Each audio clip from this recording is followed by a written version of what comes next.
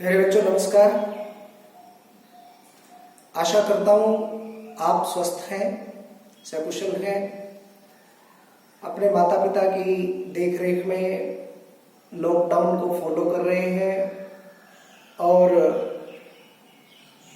WhatsApp group के माध्यम से या और अन्य तरीकों से जो आपकी ऑनलाइन क्लासेस चलाई जा रही हैं उन क्लासेस को ध्यान में रखते हुए उनको नियमित रूप से समय देते हुए आप अपनी पढ़ाई को भी निरंतर चालू रख रहे हैं। अभी आप सब जान रहे हैं हमारा देश बड़ी विकट परिस्थितियों में है और देश क्या, मैं ये कहूँगा कि पूरी दुनिया इस समय एक कठिन दौर से गुजर रही है। हमारा देश हमारे माननीय प्रधानमंत्री श्री नरेंद्र मोदी जी के नेतृत्व में इस कोरोना नामक महामारी से एक युद्ध लड़ रहा है और हमारे कोरोना योद्धा हमें बचाए हुए हैं। अभी हम बाकी दुनिया को देखते हुए बहुत अच्छी स्थिति में है और आशा करते हैं कि जल्दी ही हम इस युद्ध पर, इस महामारी पर विजय प्राप्त कर लेंगे। बहुत जल्दी ही आप विद्यालय में आएंगे और एक बार फिर से विद्यालय जो आप सबके बिना एक तरह से उदास है, निराश है, आपकी प्रतीक्षा कर रहा है, ये आप सबकी चहलकदमी से, आप सबकी गुनगुनाहट से, आप सबकी खिलखिलाहट से, आप सबके आगमन से गुलजार होगा, हंसेगा और आपका स्वागत करेगा। चलिए आज मैं आपके लिए एक व्याकरण का एक बिंदु लेके आया हूं, व्याकरण का एक टॉपिक लेके आया हूं। क्लास 8th में आपके दो सेक्शन 8th A और 8th C, ये दो सेक्शन मेरे से पढ़ते थे। 8th B को मैं नहीं पढ़ा पाया था। 8th B, 8th A और 8th C तीनों ही क्लासें अब 9th A, B और C में आ चुकी है और आशा करता हूं कि आप सब बच्चे इस पाठ को बड़े ध्यान से देखेंगे और मुझे प्रतीक्षा रहेगी कि यदि मेरे द्वारा इस पढ़ाए गए पाठ में आपको कोई डाउट है, कोई संदेह है तो आप जरूर मुझसे प्रश्न पूछेंगे। आप मुझे फोन कर सकते हैं या व्हाट्सएप के माध्यम से आप मुझे मैसेज भेज सकते हैं। चलिए शुरू करते हैं हम अपनी क्लास। आपके क्लास 9th में हिंदी का जो पाठ्यक्रम है उसमें व्याकरण का जो भाग है, व्याकरण कुल 16 अंकों का आएगा। इन 16 अंकों के व्याकरण में पहला एक पार्ट है शब्द निर्माण, दूसरा है वाक्य और तीसरा है अलंकार। यद्यपि अलंकार साहित्यिक दृष्टि से देखें तो एक साहित्य का विषय है, बहुत गंभीर विषय है, बहुत लंबा चौड़ा विस्तृत विषय है, लेकिन चूंकि आपके स्तर पर इसी व्याकरण के अंदर ही रखा गया है, ये तीनों जो बिंदु है, ये तीनों जो टॉपिक है, शब्द निर्माण 8 अंक का है, वाक्य 4 अंक के हैं और अलंकार 4 अंक के हैं। इस प्रकार से कुल मिलाकर के आपका जो व्याकरण का वेटेज है वो 16 अंक का है।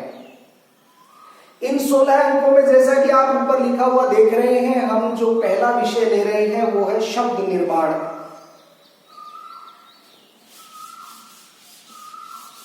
क्योंकि ये शब्द निर्माण जो विषय है इस 8 अंक को भी 3 भागों में बांट दिया गया है।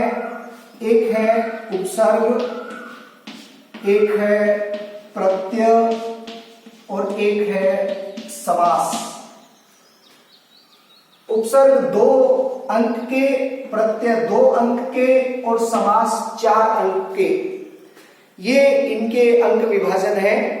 आपकी परीक्षाओं में जो प्रश्न आएंगे वो उपसर्ग 2 अंक का आएगा, प्रत्यय 2 अंक का आएगा और समास 4 अंक के आएंगे। क्योंकि ये बहुत विस्तृत विषय है, हम शुरुआत करेंगे आज इसका पहला जो टॉपिक है, पहला जो बिंदु है उपसर्ग से।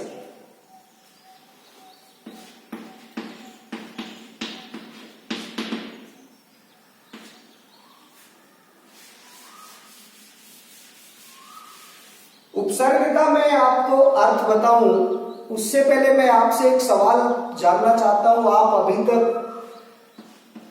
8 वर्षों से, पहली से लेकर 8वीं तक, उससे पहले की कक्षाओं की मैं बात नहीं कर रहा हूं, आप निरंतर अध्ययनरत हैं, पढ़ाई कर रहे हैं और भाषाएं आप पढ़ते आ रहे हैं। आप अपने स्तर पर अभी 3 भाषाएं पढ़ के गए हैं।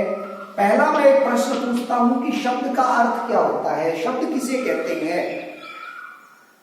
सामान्यतः एक उत्तर आता है बच्चों का कि वर्णों के मेल को शब्द कहते हैं। अब वर्णों का अगर हम मेल करें तो क, ख, ग, घ, ये 4 वर्ण मैंने यहां लिख दिए और इन चारों का मेल कर दिया, क्या ये शब्द बन गया?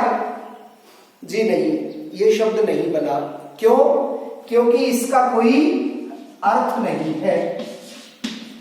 अर्थ नहीं होने के कारण ये शब्द नहीं बना। तो कब बनेगा? जब वर्णों का ऐसा मेल होगा जिसका कोई अर्थ होगा। ऐसे मेल को क्या कहेंगे? शब्द कहेंगे। आशा करता हूं आप समझ गए होंगे। वर्णों का सार्थक मेल क्या कहलाता है? शब्द कहलाता है। जब वर्णों का सार्थक मेल शब्द कहलाता है तो फिर इस शब्द के निर्माण में उपसर्ग कहां से आ गए, प्रत्यय कहां से आ गए और समास कहां से आ गए? ये तीनों ही जो है, उपसर्ग भी, प्रत्यय भी और समास भी, ये तीनों ही नए नए शब्दों का निर्माण करने में अपना योगदान देते हैं। देखिए, भाषा वो समृद्ध मानी जाती है, वो रिच लैंग्वेज वही होती है जिसमें शब्दों का बहुत बड़ा भंडार हो। ऐसा ही शब्दों का भंडार आपको हिंदी में देखने को मिलता है और ऐसा ही विस्तृत शब्द भंडार आपको संस्कृत में देखने को मिलता है, क्योंकि यहाँ उपसर्ग और प्रत्यय और समास आदि के माध्यम से नए नए शब्दों का निर्माण किया जाता है। एक उपसर्ग और ये प्रत्यय अंग्रेजी भाषा में भी है, जहां एक आप प्रीफिक्स कहते हैं और एक को सफिक्स कहते हैं, उसी तरह हम हिंदी में उपसर्ग बोल देते हैं और प्रत्यय बोल देते हैं। चलिए, अब मैं आपको अपने बिंदु पे लेके आ जाता हूं और शुरुआत करते हैं उपसर्ग की। शब्द आप समझ चुके हैं। उपसर्ग, उपसर्ग का भी मैं आपको अर्थ जरूर बता देता हूं। उपसर्ग का अर्थ क्या है? सामान्यतया हम तो पूछे उपसर्ग क्या होते हैं तो बता देते हैं, शब्द से पहले जुड़ते हैं उपसर्ग कहलाते हैं। उपसर्ग कहलाते हैं। उपसर्ग का मतलब क्या है? उपसर्ग जो है वो 2 शब्दों से बन रहा है, उप प्लस सर्ग। सर्ग जो है वो भी संस्कृत की एक धातु होती है, क्रिया जो है सृज धातु। सृज धातु से घाय प्रत्यय करने पर सर्ग बनता है। उप और सृज, उप का मतलब होता है समीप, समीप, और सृज मतलब सृजना करना, रचना करना। वो शब्दांश, वो शब्द के वो हिस्से, वो पार्ट जो किसी शब्द के साथ जुड़कर या धातु के साथ, साथ मतलब समीप, उसके समीप में जुड़ करके सृज मतलब कोई नई रचना कर दे। ध्यान रखिए, मैं कह रहा हूं वो शब्दांश। क्या कह रहा हूं? शब्दांश। अब ये शब्दांश क्या आ गया है वो भी मैं आपको समझाता हूं। वो शब्दांश जो किसी शब्द या धातु के साथ जुड़ करके कोई नई रचना करते हैं वो क्या कहलाते हैं? उपसर्ग कहलाते हैं।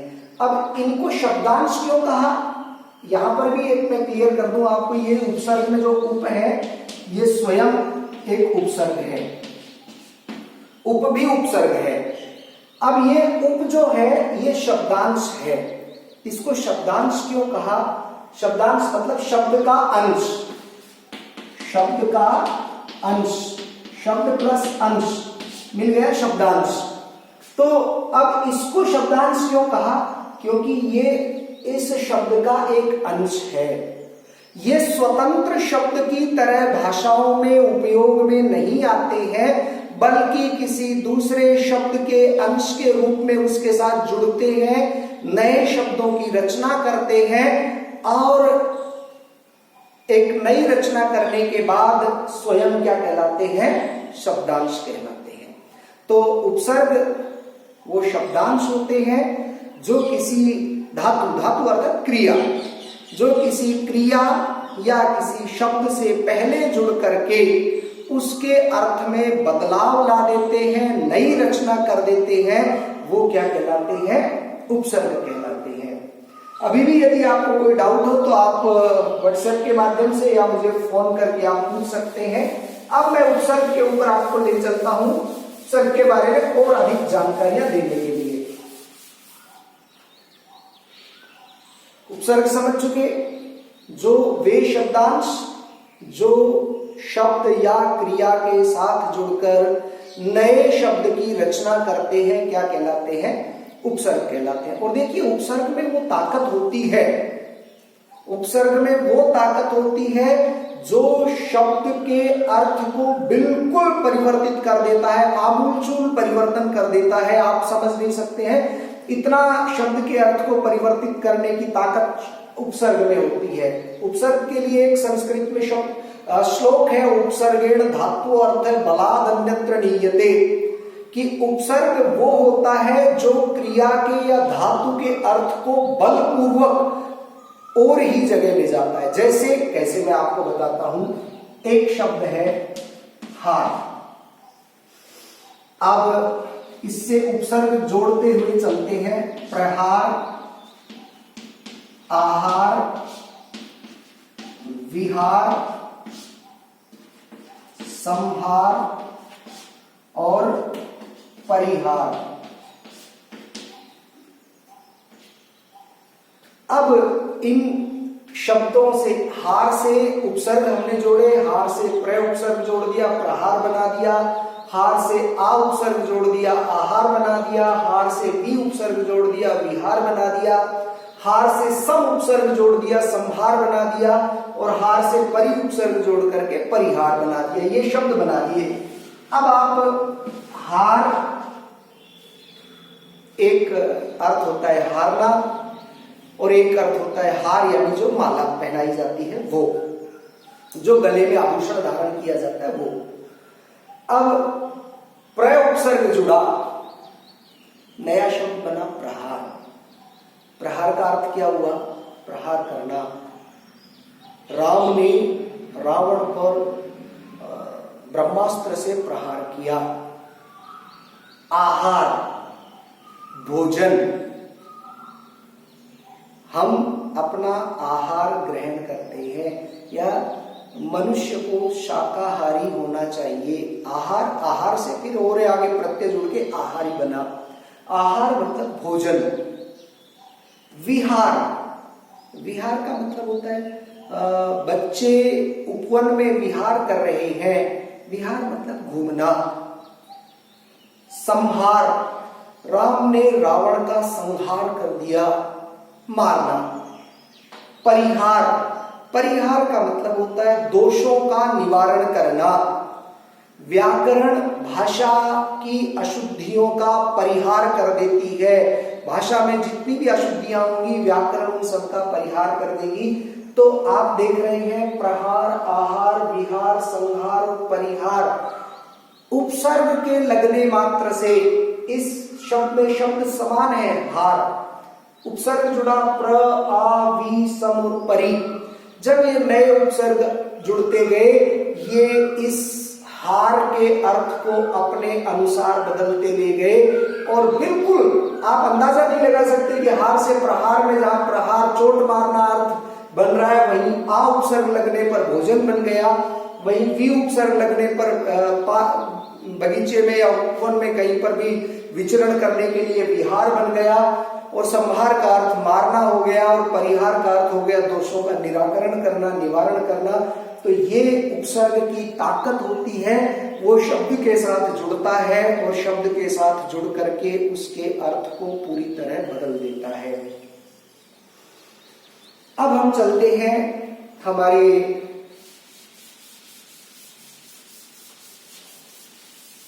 हिंदी भाषा में कितने तरह के उपसर्ग हैं। क्योंकि अभी हम पढ़ रहे हैं हिंदी, और हिंदी में कितने प्रकार के उपसर्ग हैं। हिंदी में 3 तरह के उपसर्ग होते हैं। एक वो जो स्वयं हिंदी के हैं, एक वो जो संस्कृत भाषा से आए हैं, और एक वो जो विदेशी भाषा से आए हैं। 3 तरह के उपसर्ग हैं।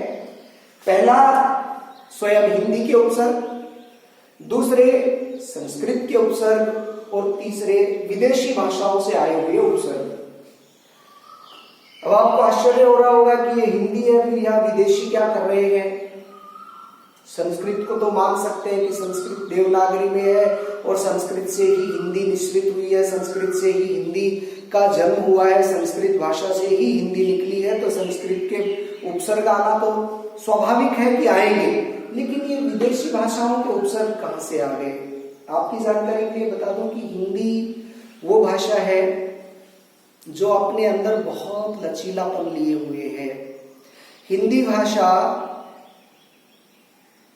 दूसरी भाषाओं के शब्दों को अपने भीतर स्वीकार करने में किसी तरह का परहेज नहीं करती है।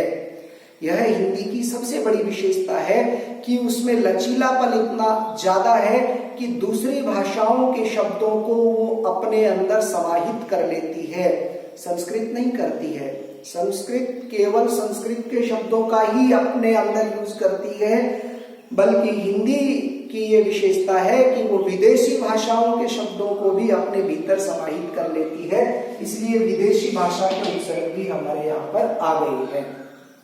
तो चूंकि अब शुरुआत करते हैं, हमारा हिंदी भाषा का जन्म संस्कृत से होता है, तो सबसे पहले हम संस्कृत के उपसर्ग पढ़ते हैं।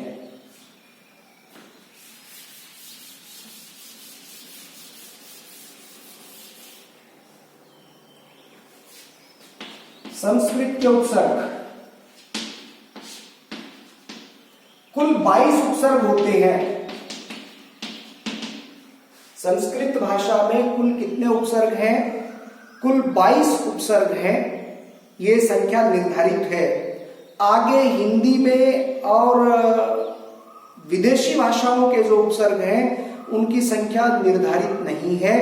वो समय समय पर नए नए रूप लेकर के भाषा में जुड़ते रहते हैं। लेकिन संस्कृत में जो वैयाकरणों ने, व्याकरण के विद्वानों ने जो उपसर्ग बना दिए वही उपसर्ग हैं, और उनकी कुल संख्या 22 है। वो 22 उपसर्ग कौन कौन से हैं वो मैं आपको बता दूं। है अति,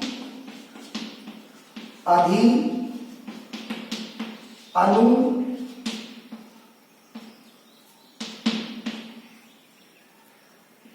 अप, अभि, अपि,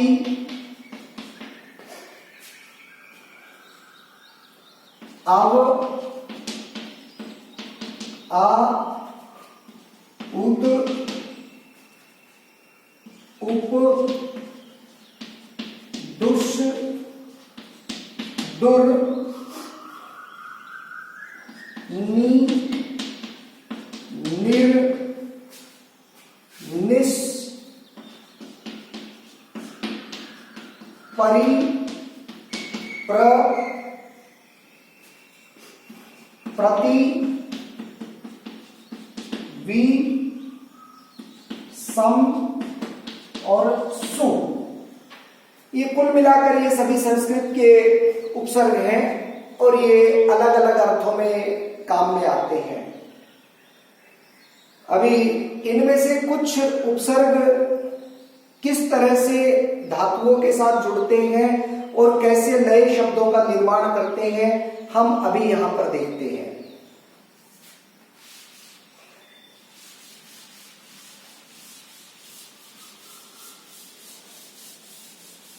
ये सभी 22 उपसर्ग मैं आपके पास व्हाट्सएप के माध्यम से भेज दूंगा।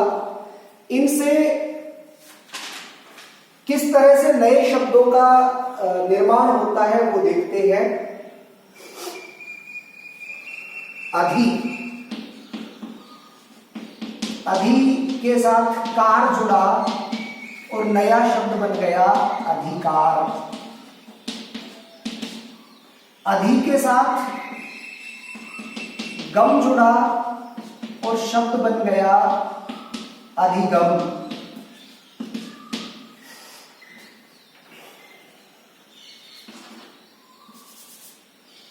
अनु, अनु के साथ करण जुड़ा और शब्द बन गया अनुकरण। अनु के साथ शब्द जुड़ा गमन और शब्द बन गया अनुगमन।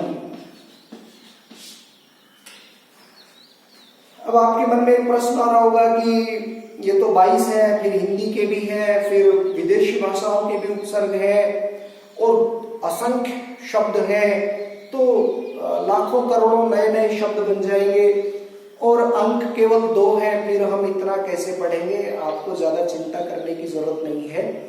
प्रश्न कैसे आएगा वो मैं बताता हूं। या तो आएगा इस तरह का, शब्द दिया होगा जो उपसर्ग के साथ मिलकर बना होगा और उसमें पूछा जाएगा कि उपसर्ग और मूल शब्द को अलग अलग करिए। आपको करना है अधि प्लस कार। दूसरा तरह से शब्द प्रश्न दिया जाएगा, इस उपसर्ग और इस शब्द से मिला करके कोई नए शब्द का निर्माण करिए। आप मिला करके अधिकार बना देंगे। हो सकता है आपको यह दे दिया जाए कि अधि उपसर्ग के साथ आप 2 शब्दों का निर्माण करिए, तो आप अधिकार अधिगम, इस तरह से जो भी आपको उपसर्ग दिया जाएगा, या तो उपसर्ग देकर के नए शब्द का निर्माण करवाएंगे या शब्द में से उपसर्ग और मूल शब्द को अलग अलग करवाएंगे। इस तरह की कोई वर्कशीट बना करके भी मैं आपके पास भेज दूंगा, आप उससे अभ्यास कर सकते हैं। ये संस्कृत के उपसर्ग हैं, मैं और भी आपको कुछ उदाहरण बता देता हूं। ये 2 उपसर्गों के साथ हमने बना दिए हैं, अधि और अनु।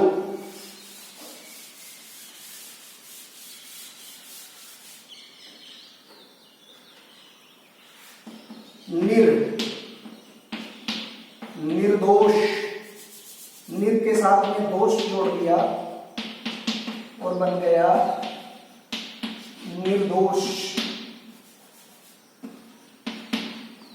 आपने कभी सोचा ये यहां पर आधा रहता हलंत, ये जो